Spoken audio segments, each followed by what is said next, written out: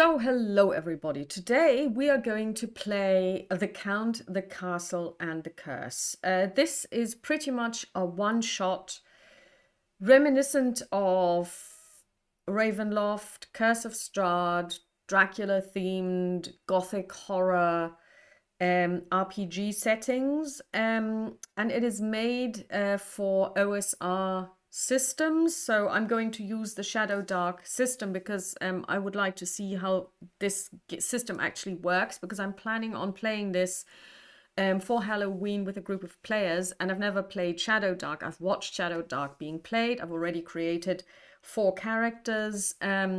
And there will be a video on how I created those characters. And there's a caveat for when you watch this. I go from this is terrible to this is not so bad. I'm not fully convinced that ShadowDark is my system, but it'll do for what I'm trying to do here. And in addition to what you saw me do in that video, I've also upgraded each of these characters to level 2, because I looked at the opponents in this game, the Count, the Castle and the Curse, and they are so dangerous and so difficult that a level 1 character would perish. And having said this, I know that ShadowDark's idea is that everybody dies constantly, which is not my playstyle, which is also not something that I'm terribly interested in. But for a one-shot, that's a little bit different. However, in this particular one-shot, there is a special rule, which is that characters do not die. And the reason is, and you might find this counterintuitive, if this is OSR, everybody should be constantly dying. It's not the case, because the idea is that there is a timer that is not like the one in ShadowDark, where you have 60 minutes and then the torch expires, but the timer is whatever you as the game master set at the beginning of the game with your players. You tell them you have 180 minutes, 240 minutes, and then it is midnight, and then the count will come for you for your showdown if you haven't escaped before then. And those 240 minutes or 180 minutes or whatever time you set yourselves starts running now. And it doesn't matter if players go to the toilet, if players start interacting with each other, talking nonsense, consulting their WhatsApp or Instagrams and not playing. When the time is up, the time's up. Now, I am going to play like this, but I'm going to give me a little bit of a break, because since I will be game mastering and playing 4 characters, I will not just say, okay, I'm gonna run for 4 hours straight. I'm going to set myself a timer of 180 minutes, and I'm going to start that timer, but I'm also going to ensure that I can take a break. So it's going to be a timer that I can actually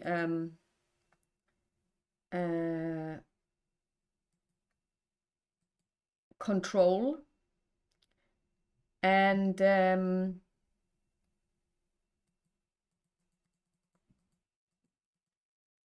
so it's going to be 180 minutes. And I will pause if I have to, because I'm doing this on my own. So all of the onus is on me. And as soon as I've explained to you what the game does and how it works, we'll dive right into it. So first of all, this is the Count, the Castle and the Curse. You can get it on Drive-Thru RPG. It was written by R.B. Bow. I don't know how much it is. I did buy it, but I can't recall. Now, as you can see, the idea is that you're crawling through a dungeon. In this case, the dungeon, that's a lot like ShadowDark, where you basically hex crawl or dungeon crawl. It's the castle. Now, the castle has all of these rooms which are connected. And each room has usually one or half a page of description of what happens in that room. There is a built-in mechanic which is called the stress level, as you can see over here. And the stress level starts at 10. So I'm going to make a note of this.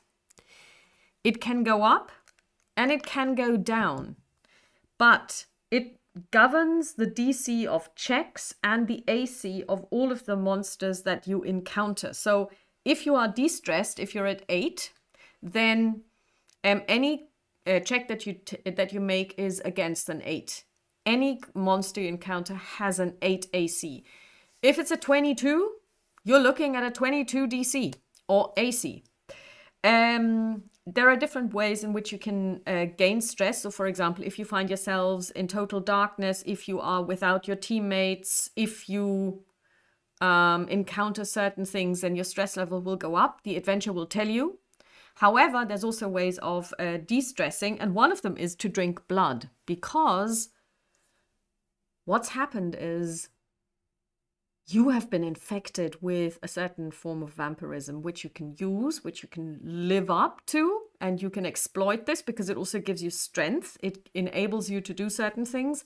But there's always a downside to it, because you are slowly becoming a vampire more and more and more. And if you don't watch out, you will fall under the thrall of the Count.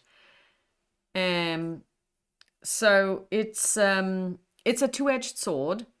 And the idea is that you have to escape. There are 6 ways in which you can escape. And the 7th is to actually win against the Count, which is highly unlikely. But of course, it's supposed to be an epic battle. But you can, if you manage to do so, escape before then. So let's take a look at the information in the book. Escalating encounters. Every time you enter into a room, there is a 2 in 6 chance for something to happen. Now, the first thing is you roll a d6, and if it's a 1 or a 2, then you get an escalating encounter.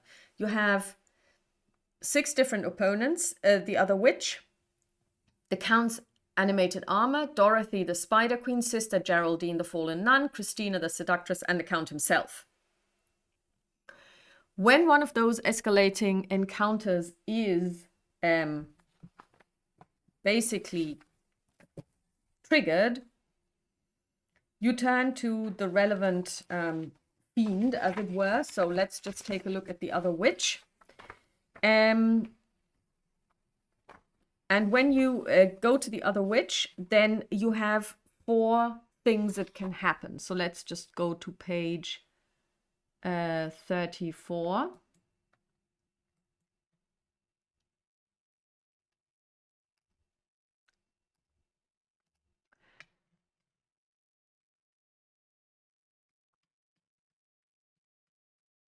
When you encounter her for the first time, you get the black cat. Then on the second time, you get stress level by 1. So you basically go through this. So the first time you encounter one of them, you don't necessarily actually meet the fiend, but something will happen that is related to that fiend. And I like the idea that the first thing you encounter in this case is a black cat. It attempts to lead you to the witch's kitchen. So there, it's more like a cat comes in. Do you follow? You know, and it's up to the players to make a decision. Since I am the player, I will actually roll against, let's say, wisdom and see, do I actually follow this cat? And also, I would say that if you roll this, and since it's so important that people stick together, because if they find themselves on their own, they will actually, the stress level for everyone will go up. Because as soon as Bob is no longer with us, it means that Tom, Dick, and Harry will also increase their stress levels, as will Bob. So it's always a stress level for the whole group, not just one player. And this is basically how this works. And how I'm going to do this, since I am the only player, I have not read every single room in detail. So a lot of these things will be a surprise for me, and I will also have to sit there and really think about things. So if this is the case, and if I don't know how I'm going to run a certain encounter, I will stop the counter, because this isn't really eating into my playing time. It's not a countdown to the Count showing up, but it's me trying to figure out how to run this. Because I do want to surprise myself a little bit. This is a solo game, after all, that I'm running here. How am I going to do this in addition to make sure that there is a lot of stuff that comes in without me knowing in advance? Well, the actual game has this map, and this map actually works. The rooms are connected to each other, and you can just go from, let's say, the audience hall to the foyer, and so on and so forth. So these are passages, so audience hall leads you to the foyer, from where you can go to the desecrated chapel, upstairs to the king's balcony, over there to the audience hall. So these are connected, and so on and so forth. But I would know, for example, where to go in order to find, let's say, an escape route. So I'm going to randomize the rooms. Now, this is not how this game was intended, but it gives me a little bit of a aha moment. So what's going to be next? How am I going to do this? Well, first of all, I'm going to use my trusty Legend Keeper as my go-to tool set, and I have put in all of these rooms here, and this is our castle, which starts at the flooded dungeon. Now this is the first room that we find ourselves in. Just gonna zoom out a little, and this is the description, which we will be playing off. And then we will see how many ways there are out of this room. And I'm going to draw as many passageways, and then we're going to randomly roll which rooms we will be connecting to. And then we make a decision where we want to go.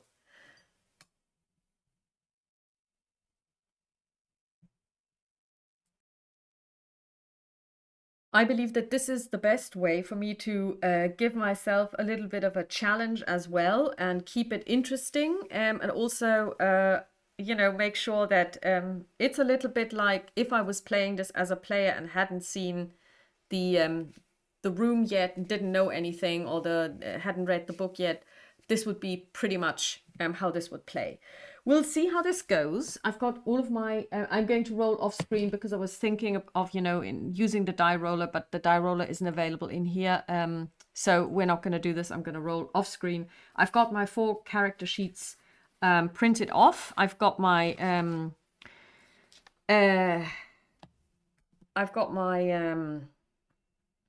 ShadowDark as a reference. We are playing with a thief and a fighter and a cleric, and a priest and a wizard. All of the spells are available because they don't use spell components in this game, so everybody can cast their spells, but nobody has any gear, because that has been stripped off you. So what I'm going to start with is I am going to, oh yeah, one thing that is even as well important, that's trinkets from home. Somehow items from the player character's past have found their way into the castle. When a player character finds such a trinket, the player who found it must describe how this trinket relates to their character's past life. Each trinket grants the following to that particular PC. It gives you a little bit of resolve to that player character, healing the PC to max HP and granting a 1d6 trinket hit die that is rolled immediately and added to that PC's maximum HP so long as they possess the trinket. This effect stacks with other trinkets and vampiric hit dice, gives a little bit of hope to the rest, lowering the stress level by 1. You cannot share them, you cannot hand them over. And when something is found, basically you will see that in a room a trinket is found, then we have to decide which player it goes to, which character it goes to.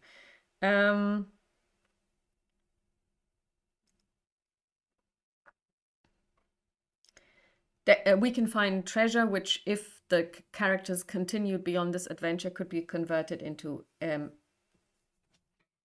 XP. Progressive vampirism. The PCs have been cursed with a unique form of vampirism. It manifests as an intrusive hunger at first, but can be suppressed in its early stage.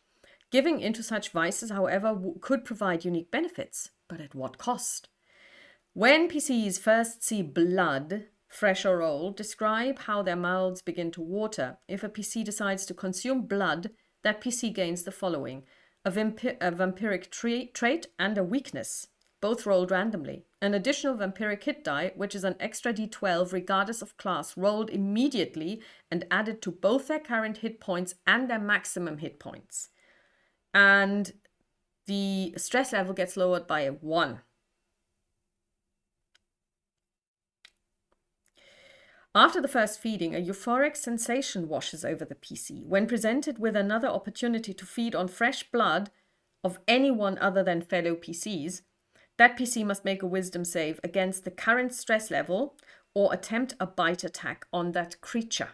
Each feeding, willfully or not, will grant the benefits as stated above. After 2 feedings, each consecutive feeding, the PC will roll a d20 plus charisma modifier plus any trinket dice acquired versus the total result of all vampiric hit dice that PC acquired thus far. If the vampiric hit dice result is higher, the monster inside the PC will overtake them at midnight and their soul will be forfeit.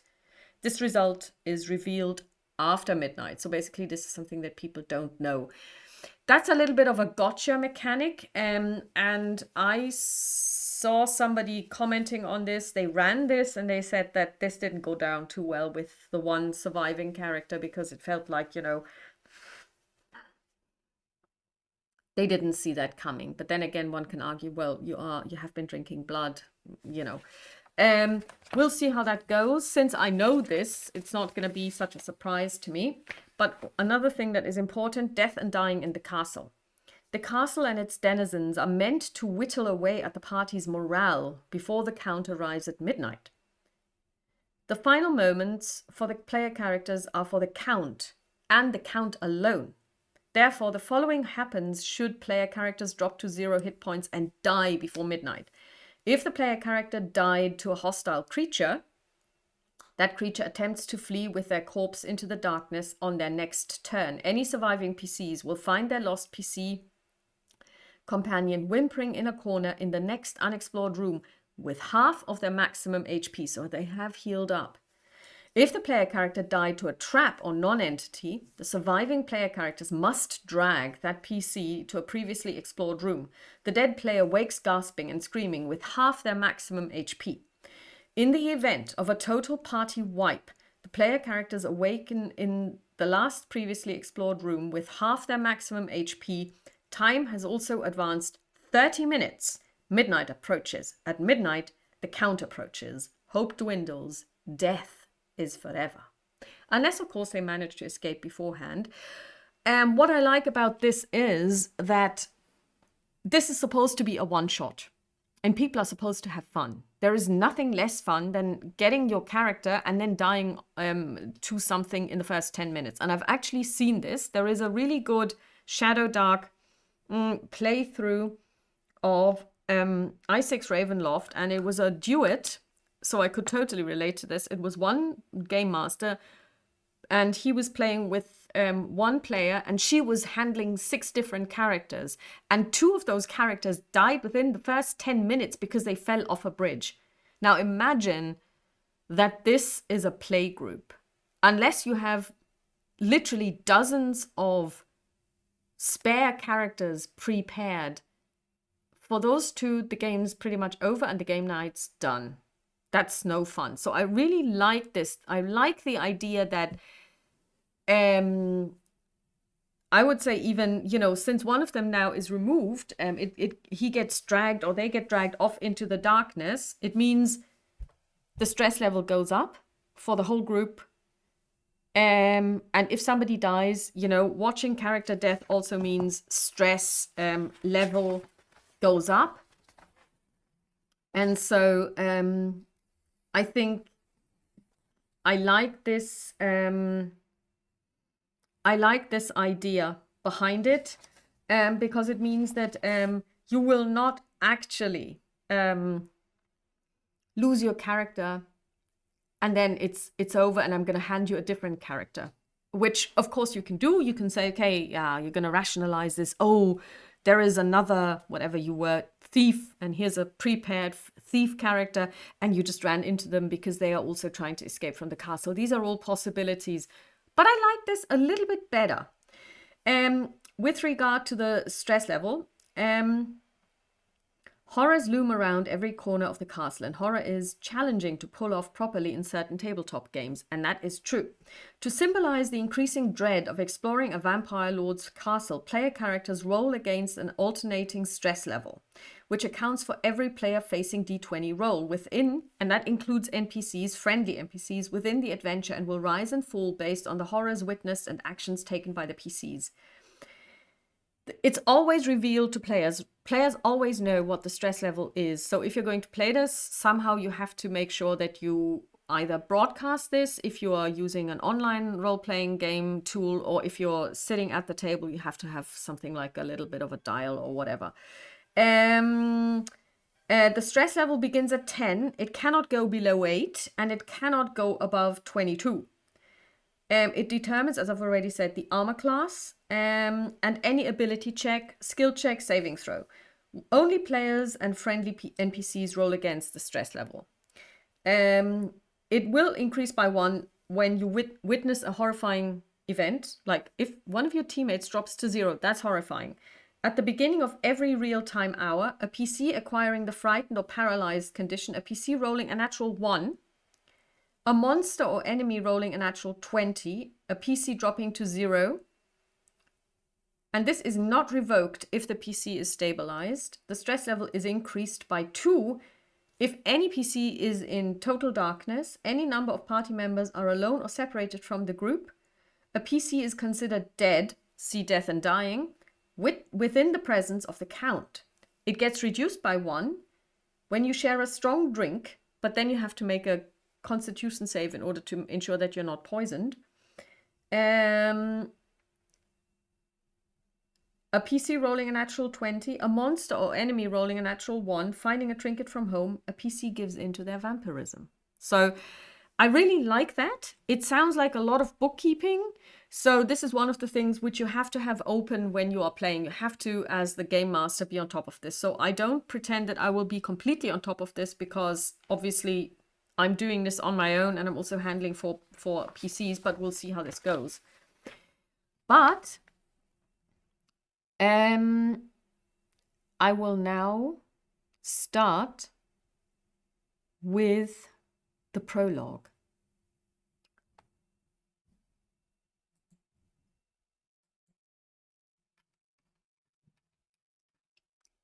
We will now start the Count, the Castle, and the Curse. Yesterday, an invitation, by account of a name you've never heard, from a castle in a land unknown around these parts, and a curse which plagues him, pleading for each of your aid, by name, in exchange for an offer too tempting to ignore. By the next morning, a horse-drawn carriage awaits each of you. The dark horses stand in silence, their black eyes seeing everything and nothing. The sharp-collared driver on his bench, mumbling to himself. You climb in anyway. The carriage lurches forward the moment you click the doors shut. This evening, through misty woods and grey fields, you see the tall spires of the castle and their slender glory towering over this strange land. Your carriage joined a procession of others, dropping each of you off before an empty courtyard like noble guests arriving too early, or perhaps too late, for a gloomy ball. Your companions glance at one another as the great castle door hinges groan as they swing open. It looks like it's going to rain tonight. You step inside. Escorting yourselves through the empty halls, you find the Count, a pale corpse of a man, standing tall, eyeing each of you as the starving man lusts for fallen crumbs. He utters something about a curse he can no longer bear alone. Then he pounces. Moments ago, darkness, a struggle, an icy pierce of your flesh. You grow cold, and still like a rabbit surrendering to the wolf's jaws.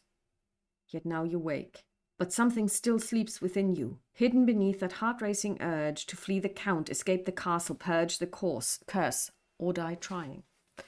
And that is the intro. And now we find ourselves in the flooded dungeon. You awake to sloshing water and clinking chains, smells of decay and stagnant water. Darkness surrounds you, save for a single candlelight floating between your broken cells.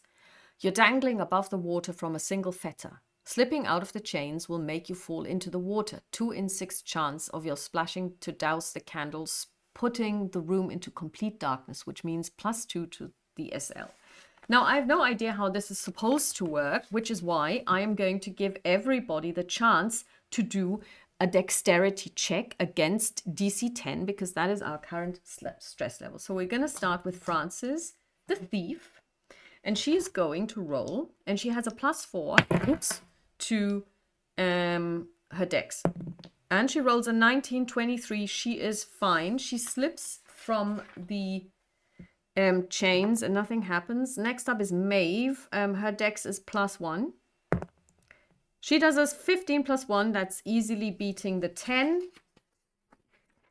And then we have, Nettie, and she rolls a 15 as well. That's a 16 in total. And lastly, our wizard has also a +1, so that's 18. So they have all slipped from these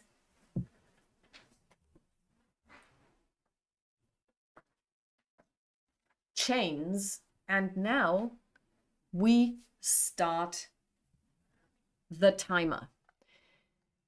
And we're gonna set the timer for 60 minutes.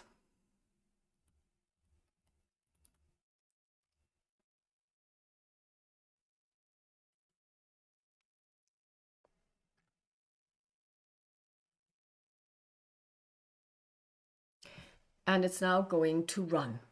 Okay, so basically the light is still burning, which is important because it means we have not been plunged into darkness.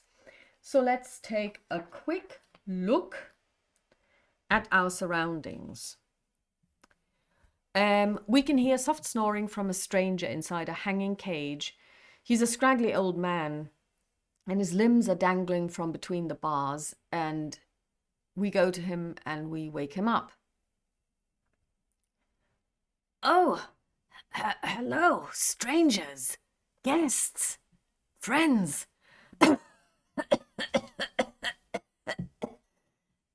Oh, what is that you're saying? You want to escape? Good luck. I said that too. I don't know how many years ago. I think they must have forgotten about me down here because I haven't seen any living soul or dead since then. But if you're really going to try and survive and get out of here, maybe I can help you. I'm going to tell you your fortune. Are you up for that? Okay, look at this. I've got a card. And I'm going to tell you your fortune. Let's see. Sorry about that now.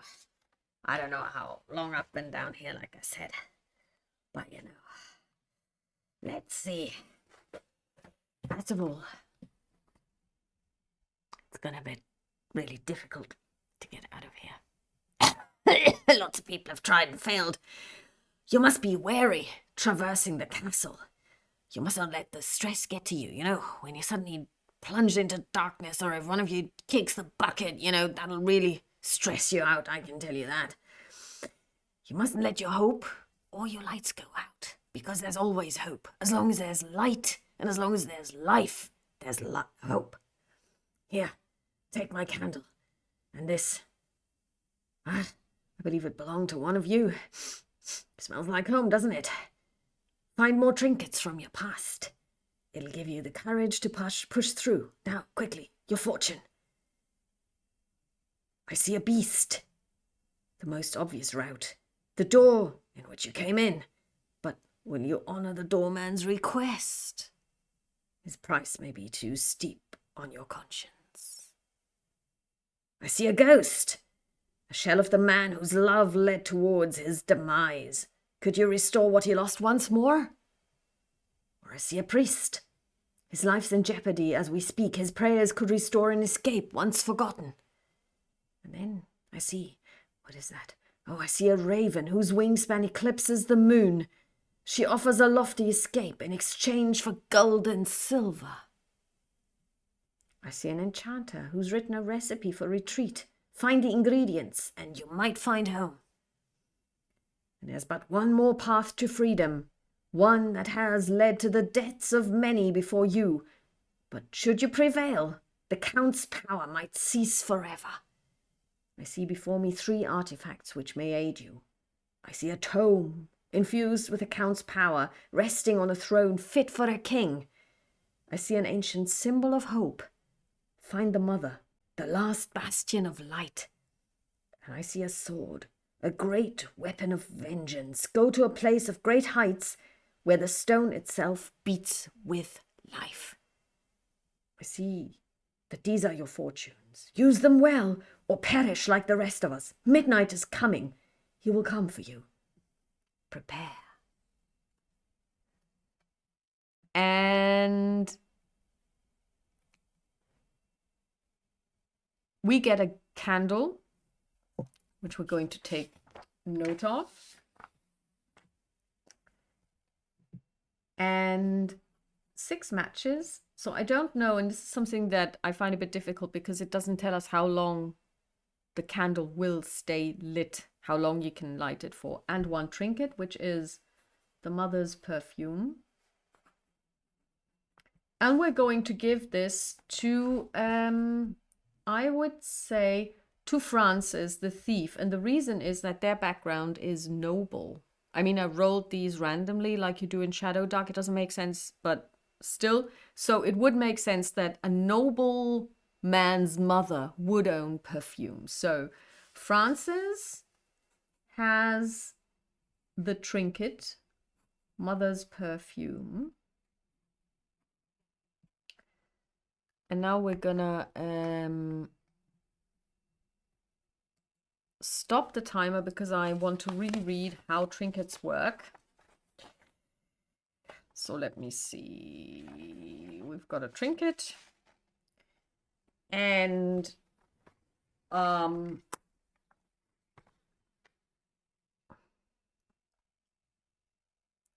they're going to get a 1d6 to their hit points.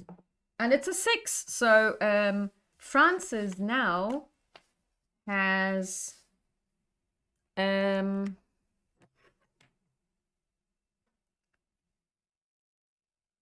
14 points, 14 hit points.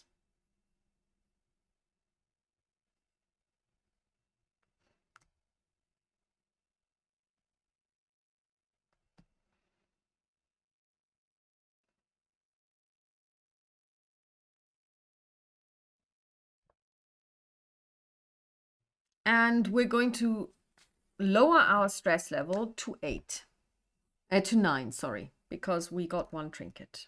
Okay, so now we can see that there are to the left and to the right 2 rooms. So what we're going to do is we're going to draw an arrow in this direction and an arrow in that direction. And then we are going to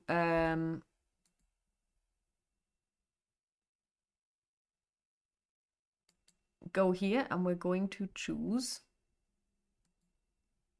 a random row, which is the Count's tomb. And that goes to the left. So we go here. We take the Count's tomb and we're going to drag it over here.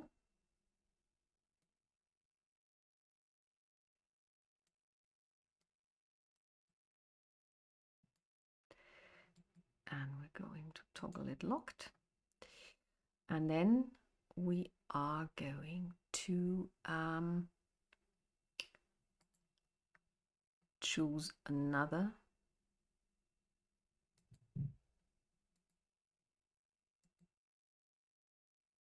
random row. And this time it's the beating heart. Okay. So I'm going to go to our castle and we're going to drag the beating heart over here. Now, I don't really know what these rooms do, but we're going to find out. So now we have to make a decision where we want to go. So we're going to take a look at this again, and we're going to keep this. So basically, to the right, there's a squatting gargoyle statue, and to the left, we hear it's basically dark. So leading to darkness. We don't really want to go into any darkness. So we are going to take a look to the right, and there it says a squatting gargoyle statue at a dead end. We're going to large stone head at eye level. Okay, so basically there's dried blood, spreading fresh blood on the tongue opens a secret door into the catacomb. So what we're going to do is we're going to ask our thief, because we're going to give them, they are a thief, so they know about secret stuff. So we're going to tell them, make an intelligence check. And against 9, to see, can you open this? Can you figure out how this works? And it's a 2, so no, they can't. So we go into darkness. We go over here. We are in the Count's tomb. A large underground chamber illuminated by wall-mounted candles. The air is heavy and thick with dust. A subtle dread of feeling watched. Check for an escalating encounter each time the PCs enter this room. Escalating encounter. We roll a d6. We roll a 3. No escalating encounter. Gothic black coffins are lying a gothic black coffin is lying in the center. Dark whispers mutter in your head as you approach. Those with arcane or religious knowledge may recognize that this coffin is hexed. Okay, so let's see. We're going to check if we're gonna do a wisdom check for our priest against 9. And she rolls a 5, but she has a +4 to wisdom, so it's a 9. She manages to tell everybody, do not touch this coffin. It's cursed. It's hexed.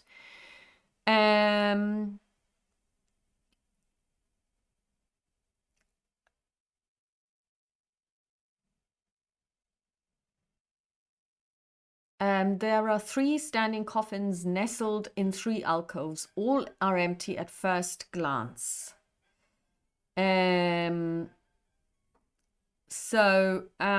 What we're going to do is we are going to definitely again check, are they somehow hexed? Nettie rolls a 3 plus 4. She says they're fine. So we're gonna check if we find anything. And again, we would tell our it's gonna be the thief who looks into this, and she's gonna use her dex to ensure that she finds stuff.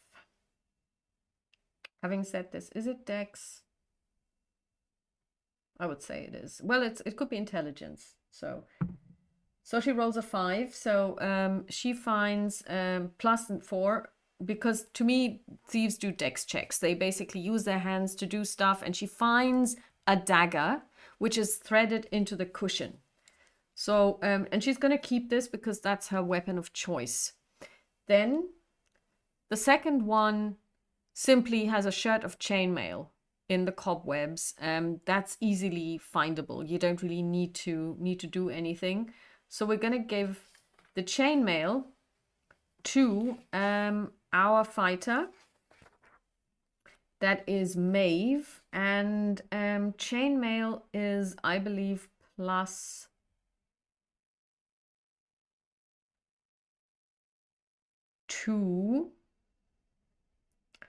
So she now has an armor class of 13.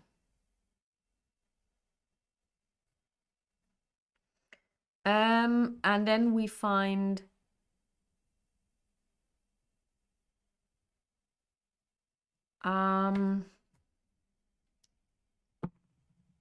On an 18, easily done, our thief finds a Morning Star mace. And we are also going to give this mace to our fighter because she should stand at the front and just try and get rid of people quickly. So now let's take a look at, let's just make sure we're going to stop the clock while I'm checking this out. A mace does 1d6.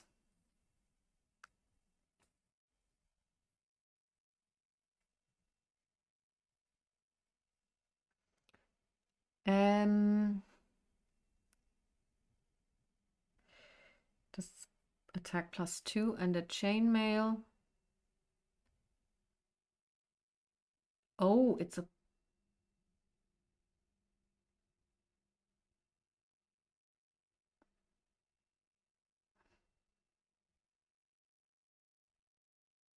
let me check.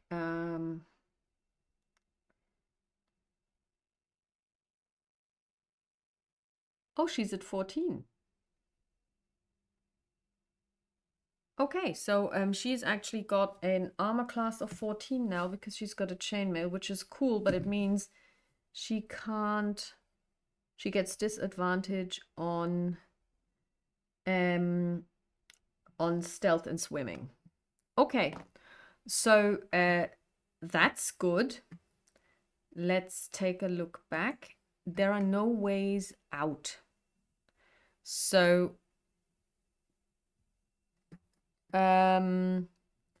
we have to retrace our steps.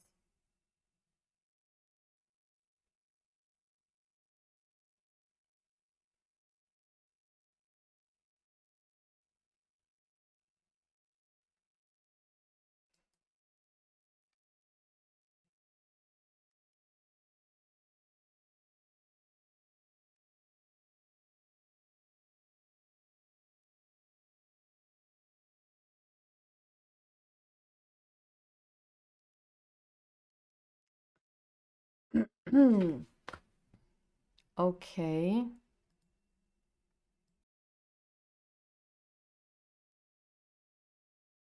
Okay, so we retrace our steps. We come into an explored room, so there is no encounter. We have to go on beating heart. So we will try again to open the door. And this time with a 17, our thief finds out what to do. Somebody drips blood on, and we're gonna say Maeve is going to drip some of her blood onto the gargoyle.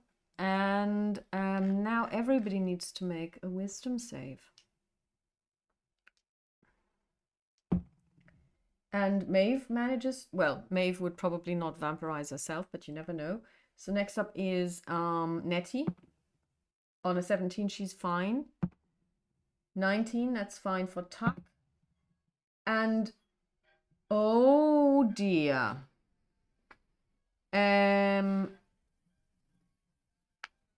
Our thief has a wisdom modifier of -1. She rolled a 3, so she has a 2. So now she is going to start salivating really heavily.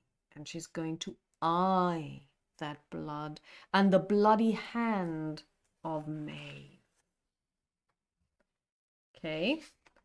So everybody notices that something's up. They manage to get into the beating heart. The beating heart is up here. It's a one-way. Okay, so now this is where this whole system falls down because you can only go back. So first of all, we see, is there an encounter? And on a 3, there isn't. A deep beat pulses as you walk the spiral stairway along this tower. Vein-like trails snake between the stones. Tup, tup, tup, tup, tup. A giant anatomical heart is floating in the center of the tower. It pulsates and glows a dim red, too far away to be hit by melee attacks.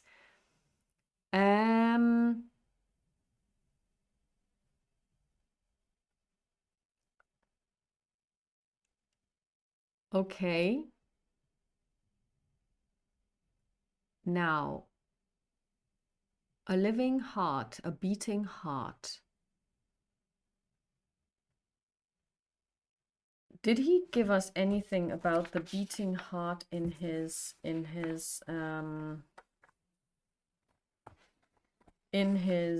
prophecy?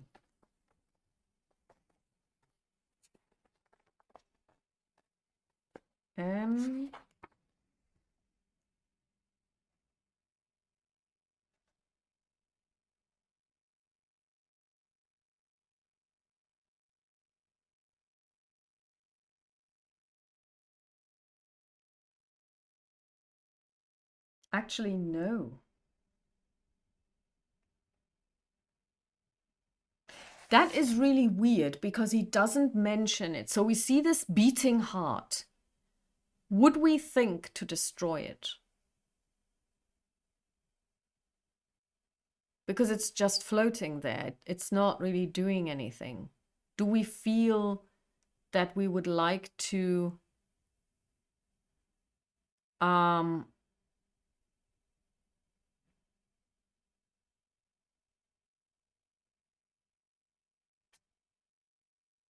we will attack, I think. Okay, so it says it's too far away to be attacked using melee weapons. Well, the thief has a knife which she will throw. And on a 10 plus 4, that's a 14. That hits, and she does 1d4 damage. And it's a 4. That's good. So essentially now it's down to 46. But what happens is blood is spraying forth. There's a huge scream. So we're now up to 10 again. And everyone needs to make a wisdom save. If they pass, they can keep attacking it. If not, they will start drinking the blood. So Francis against a 10. With a 4, Francis is going to start drinking. Maeve, with a 12, she's fine. Nettie, with a 12 is fine as well. And Tuck, with a 17 is fine. So essentially, Francis will start drinking blood. So Francis is going to give in to her vampirism. She doesn't even know what's going on. And she basically drinks blood for the first time. And she gains a vampiric trait and a vampiric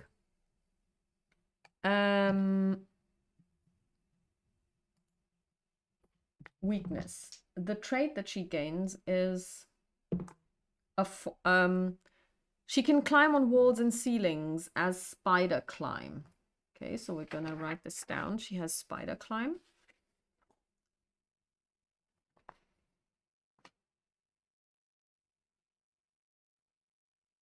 And her weakness is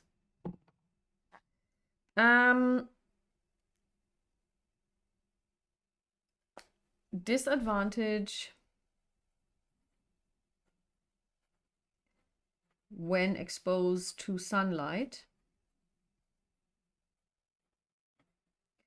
if the mother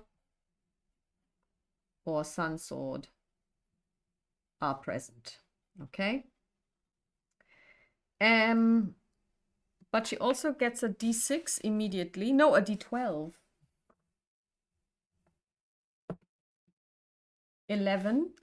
Oh, so her hit point maximum is now 25. Okay. She really is getting somewhere. Our little thief is turning into quite the machine. And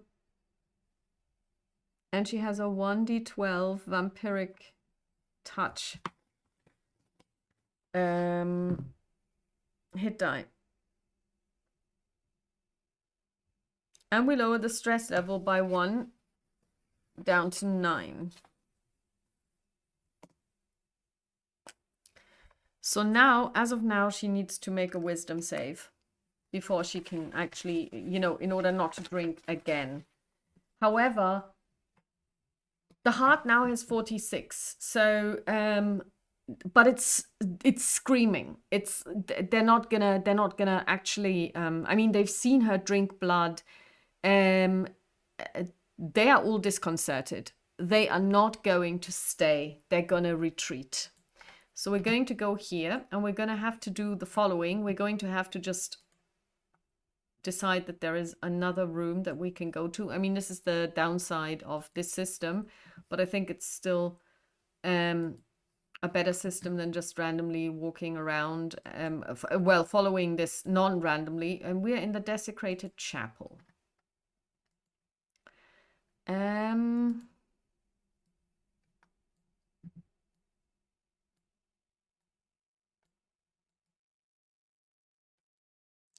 And the desecrated chapel, first of all, we check if there is a random encounter. And on a 3, there isn't. We're really lucky. Lightning flashes through boarded up stained glass windows, and it's a high domed ceiling and rotting pews. There's a blackened, desecrated altar, the corpse of a priest slumped over. Oh! We heard about a priest, didn't we? And we're gonna take a look at the priest. We don't really need to roll because the priest is obviously there, but we're going to and this is how I would actually then run it. If they're going to start exploring, I would actually say I would call this in rounds. So everybody takes an exploration round, and that would last 2 minutes, and actually deduct this from the time.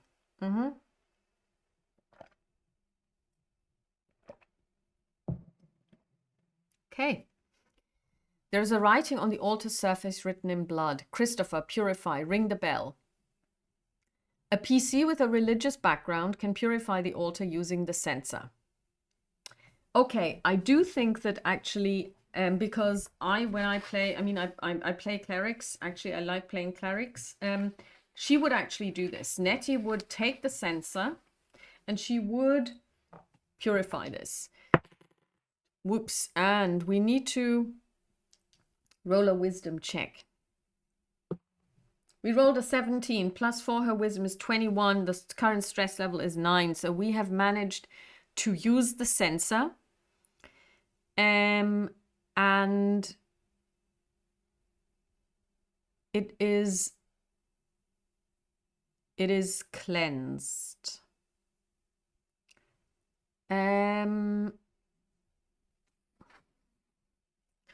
So that is done. And we can now did he mention anything about a bell? Oh, okay, no, he didn't, but he mentions the priest. But I like this idea that it's not just that they need to find the priest, but they can do this themselves. Okay. And now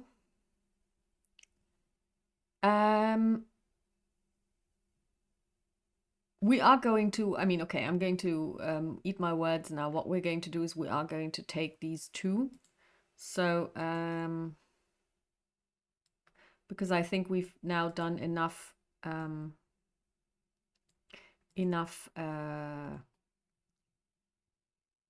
randomizing. So there was the foyer.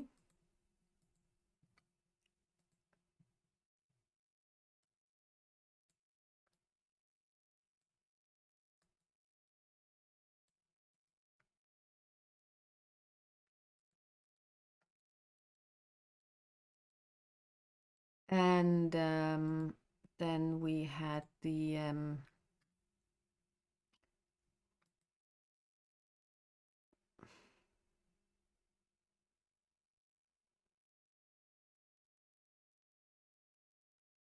to the king's balcony.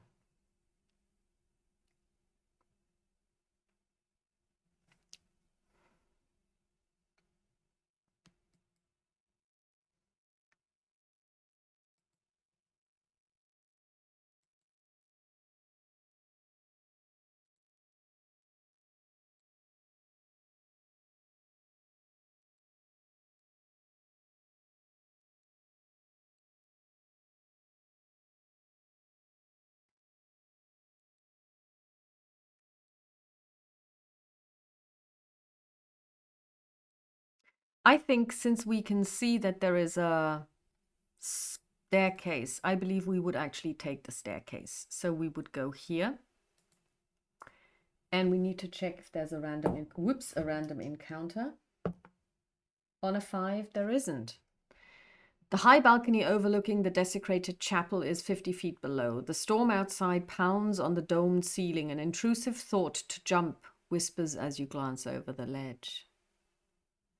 A cloaked figure is sitting in one of the 2 wooden thrones. A cloaked figure from the torture room. Audience hall. Collapses if touched and attacked. Only a dark cloak left behind. Okay.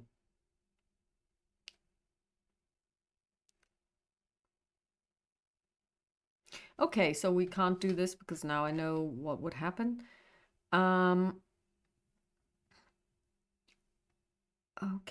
Okay. So the second throne is polished and unmarred by time. Its intricate carvings show clocks, hourglasses, and the depiction of Father Time, the Grim Reaper. Okay.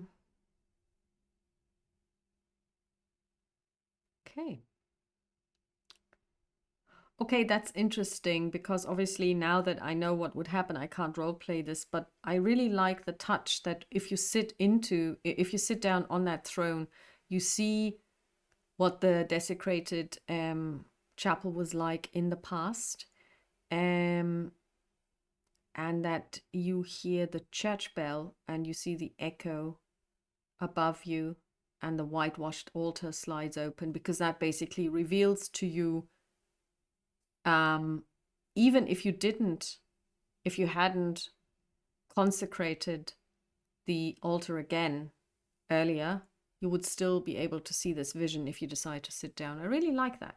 So we're going to go back and we're going to go to the foyer. Do we get a random encounter? On a 1, yay, we get a random encounter. Let's see who we get.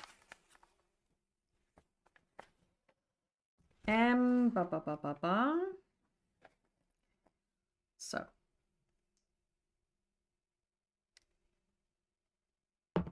it's a 3, so it's Dorothy, the Spider Queen. And the first thing she does is what we see is, as we enter into the foyer, there are dozens of little spiders that scurry from the cracks within the walls and beneath the furniture, and they raise the stress level by 1 while we are in this room. I would say permanently. I mean, it's not like, as if we leave, then it's all gone. So let's take a look. So this is basically also the foyer. So there are plenty of places where you can go from here. Desecrated chapel, servants' quarters, audience hall. Great dusty hall lit by torches and sconces. So it's really bright. Vaulted ceiling. To the north, a suit of plate armor stands at attention beside a grand stairway. Carries a great sword, armor as plate. A trinket.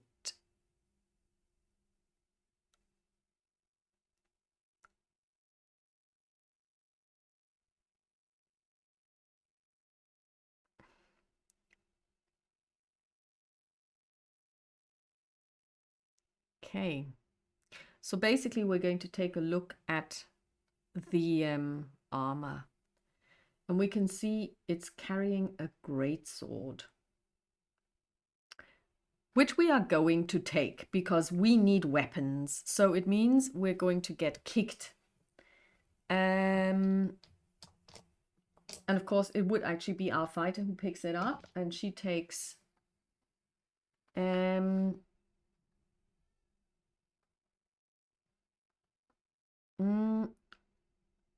8 points of damage.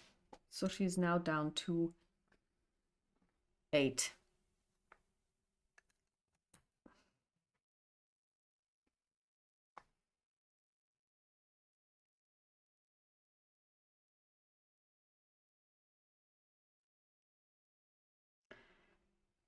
But she gets a great sword. Is a great sword a thing in this game, actually? It is. It's a 1d12.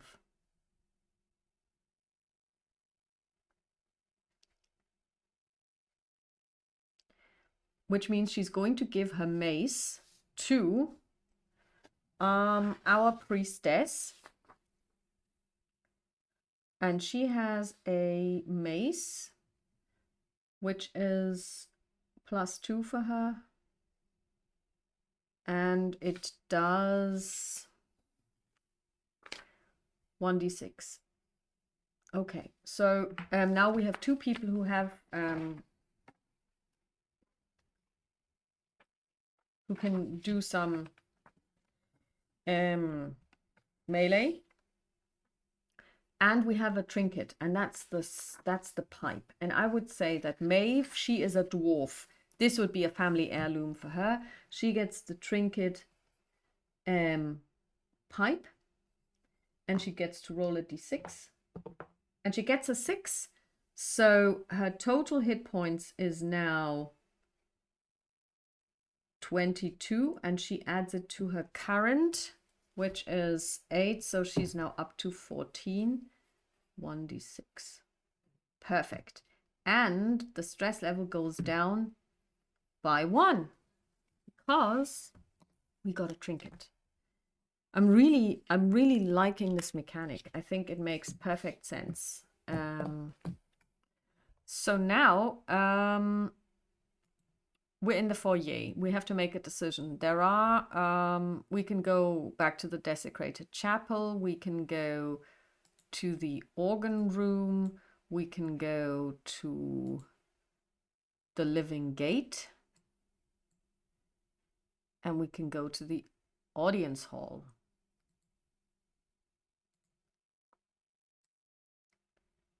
So, okay.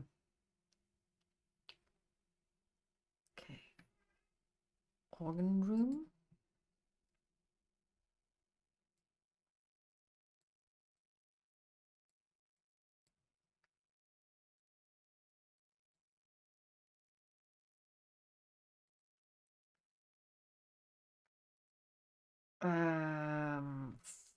Living gate.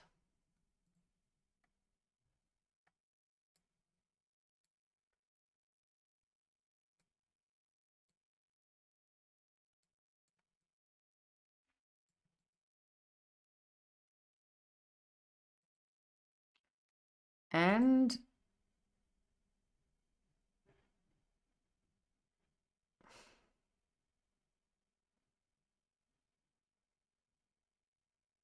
audience hall.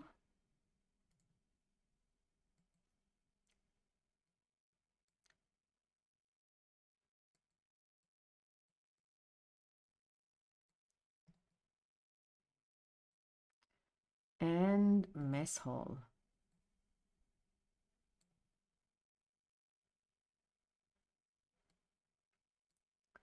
Okay.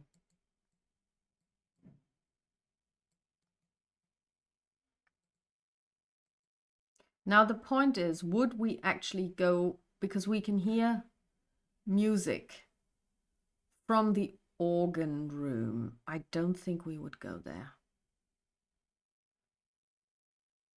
We would probably go to the audience hall. We're going to see if we have an encounter. On a 6, we don't. The castle's throne room. Moth-eaten curtains. Tattered aisle runner. Deathly silence.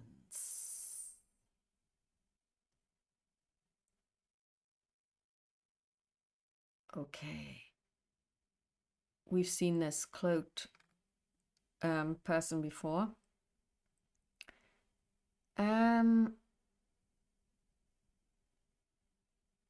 Oh, okay, we can get the Count's tome. Okay, so first of all, we're going to take a shield, which we're going to give to our, not our fighter, but to our priest.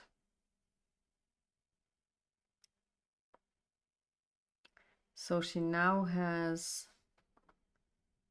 11, 13 AC.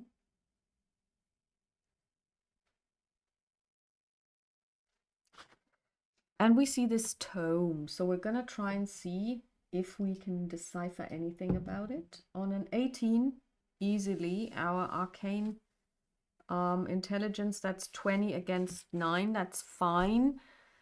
Those with an arcane notice a magical ward. If opened, the book covers the area in magical darkness with only the words inscribed inside, providing enough yellowed light. Okay. Yes, we would open it and we get a key. Okay, and we see a large hanging portrait above a dresser. A painting of two noblemen standing side by side. Long claw marks streak over the younger noble. It's the younger, it's Sergei.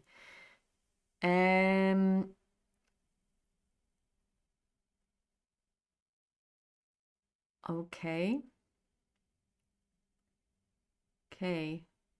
So we see the Count's tome, a black charred book of dark secrets, envelops the area in magical darkness when opened. The following spells can be cast from this tome regardless of class, rolling an intelligence check against the current stress level. Alter self, feather fall, invisibility, or mage armor. You can spend your turn reading the remaining glowing words in the tome to learn of the Count's downfall. Okay, here we can see that when we do this, we actually have to put times on turns and say, okay, so you can take 3 minutes per item. Okay, so basically we find out the story of Count Strahd from Zarovich, as it were. Okay, so that's great. So we have been here and we could actually take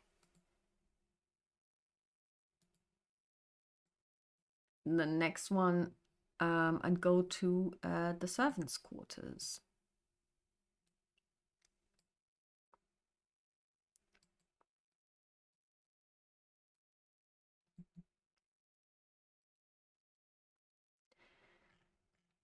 Cramped corridor of various small rooms dedicated to the castle's servants. All doors are, first of all, let's see. We roll a 1, we get an encounter, and we roll a 6. Isn't that the Count himself?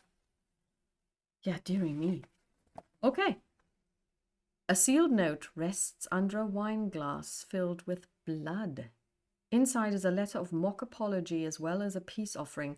Drinking the blood in this glass allows you to choose which vampiric trait to receive. First of all,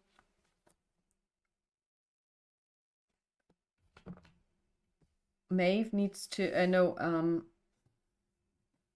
Nettie needs, Frances needs to check. And she rolls an 11. She's fine. She doesn't drink it. But, yeah, she manages to keep her cool. Rapid footsteps and muttered voices are behind the door. Bring more towels. She's crowning. Push, push.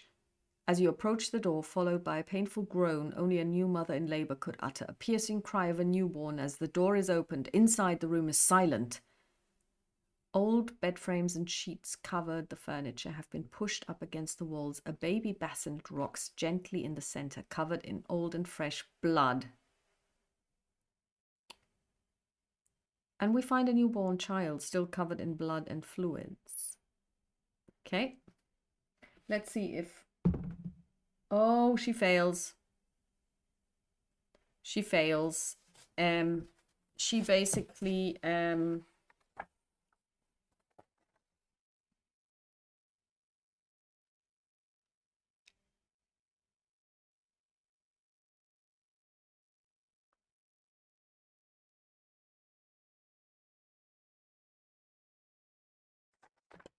Okay, this is going to be really difficult because she's just failed this. You know, she's seen blood. This is it. And she would normally attack, but we cannot really attack that infant. We can't.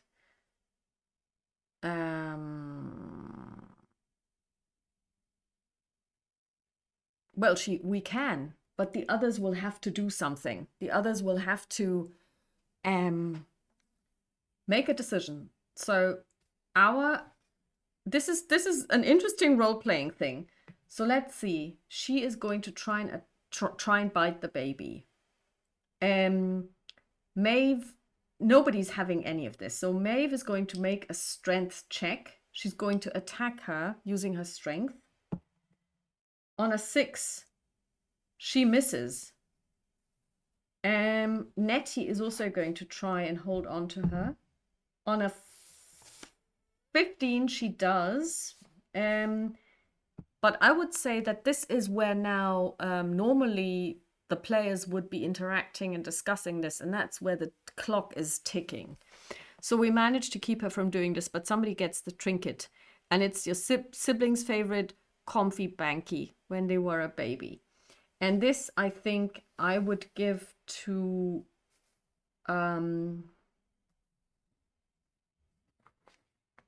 not to Tuck, because Tuck, the wizard, is orphaned, so it's going to go to Nettie. So she gets a 1d6 immediately.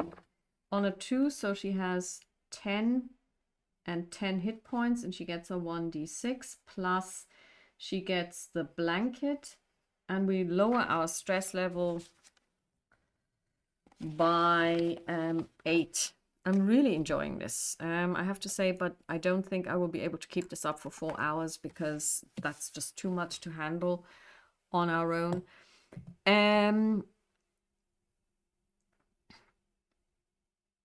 Okay, so we take the infant's trinket away.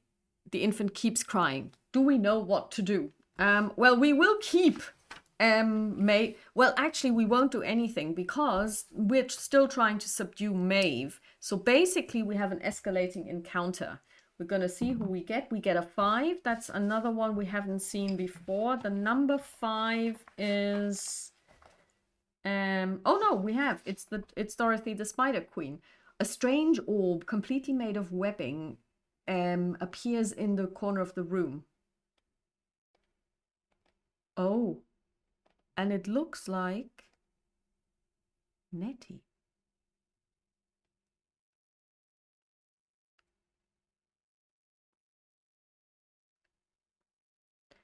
And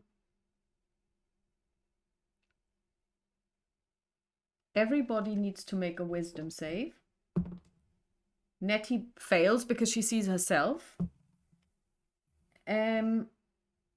Tuck also fails. They all fail. Oh yeah, well, our thief actually. Oh, our thief has disadvantage. Fails. Okay, stress level goes up by 2. I don't know, should the stress level have gone up when she tried to feed the baby? Yes, so it's now at 12. Yeah.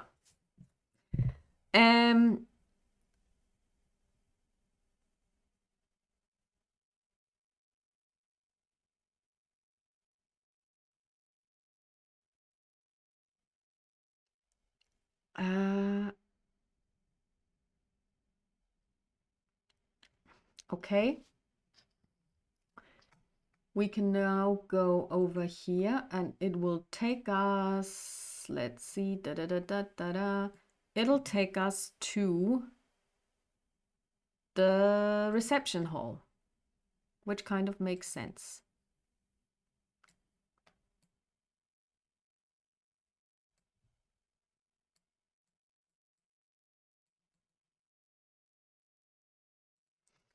Let's see if we have an encounter. On a 2, we do. Let's see who we meet. On a 2, we meet number 2. And that is... I don't think we've met them before. The Count's animated armor. A wooden stand meant for a suit of armor rests spare in the room. Metallic clinking can be heard in the distance. Okay, that's creepy. +1. Let's see, because we hear the clinking, it's like we can imagine what this is. The servants' quarters. No, that's the reception hall. Okay, I made a mistake there. That should have been the reception hall. Page 25.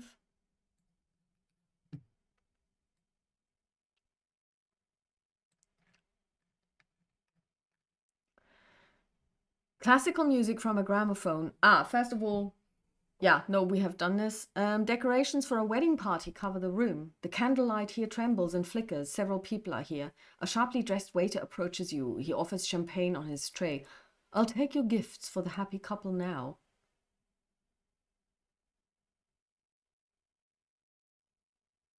Well, I'm not going to give them anything. Okay. 4 young girls in faded pastel dresses and flower crowns. Dance with us, they ask. Refusing dims the light. Yes. Okay, we're going to do that. We're going to dance with them. Dexterity. Oh, God. Maeve. 14. Fine. 13. That's Nettie the priest. She's fine as well. Tuck the wizard. On a 6, no. And the thief on a 15 is fine. So Tuck gets transported away, which means it goes up by 2 because now one of them is missing. Tuck is missing. Tuck gets taken to the catacombs. Okay.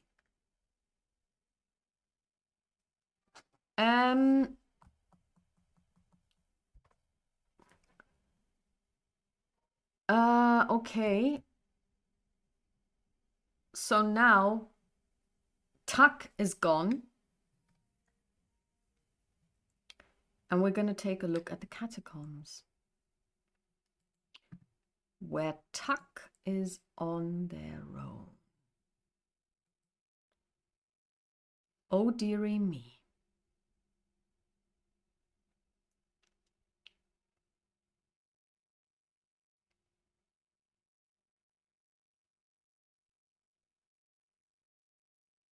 Okay, first of all, what happens? Do we roll for a... Okay, we do get an encounter. It's a 5. That's the Christina, the seductress. Pink waft of mist, strong scent of flowery perfume. A flirty giggle echoes down the halls. Okay, I don't know what Tuck thinks, but Tuck is now on his own.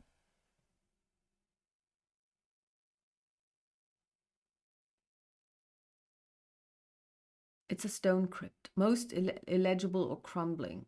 Several remain sealed. Okay, so these are the coffins that are there, so you can't really see what's there.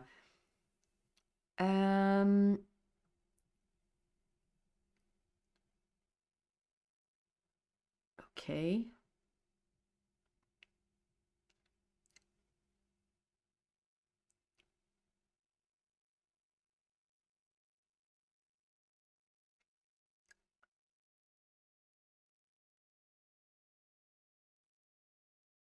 Okay, we are a thief, but our strength is really, no, we're a wizard. Our strength is like, oh, well, our strength isn't so bad. We can try.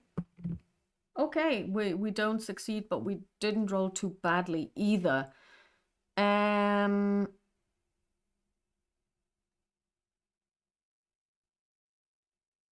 Okay, so we can't open them.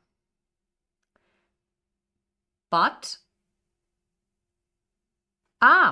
we know where we are, because when we look at our map, the Count's tomb. So we are in the catacombs, like so.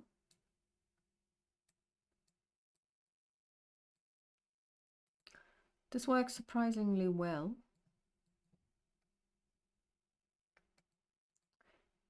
So we can go to the crypt, to the Count's tomb.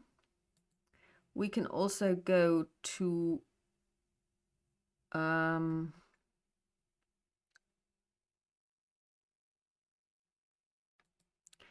brother's tomb.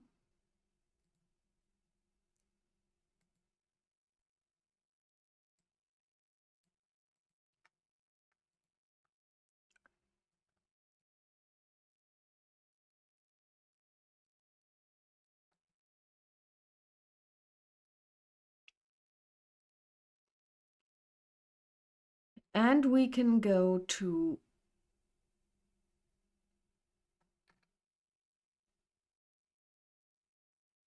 the Hall of Heroes.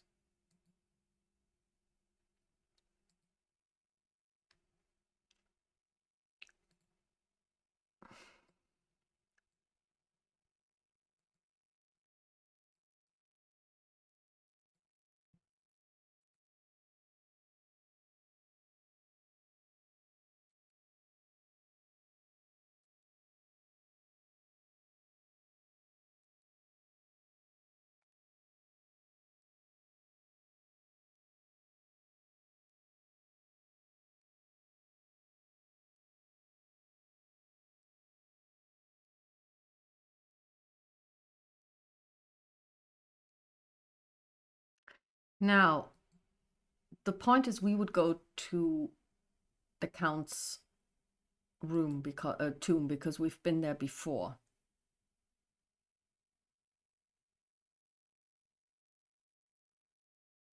We have to check. 5, nothing happens. Then Tuck would move to the flooded dungeon. From there to the desecrated chapel foyer. I wonder how you play this then. Do you actually then say, because now they are split.